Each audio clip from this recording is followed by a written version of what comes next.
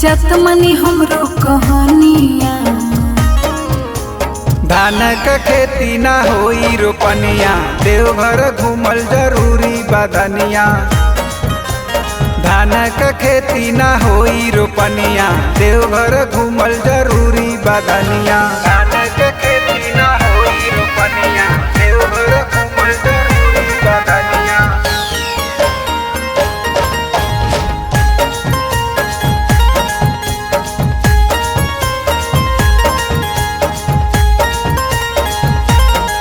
कंजूसी जे करबो त मोहले मुखे, जद अगला बेर हम घुमा दे ढेर। कंजूसी जे करबो त मोहले मुखे, जद अगला बेर हम घुमा दे ढेर। झूठे कहेला कि हम लक्ष्मीनिया। धान क खेती ना होई रोपनिया, देवघर घूमल जरूरी बदनिया।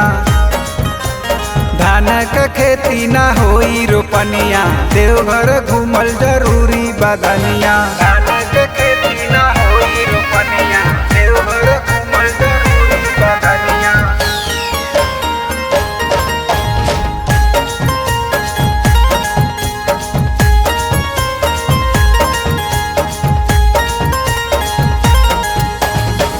रविन गुप्ता सावन में ले जाई में हरी, जब लड़ लेबे तब का होई है हरी। रविन गुप्ता सावन में लेके जाई में हरी, जब लड़ लेबे तब का होई है हरी। दर्शन करल जाई दोनों परनिया।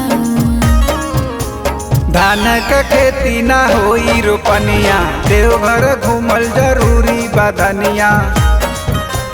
धान क खेती ना होई रोपनिया, देवघर घूमल जरूरी बदनिया।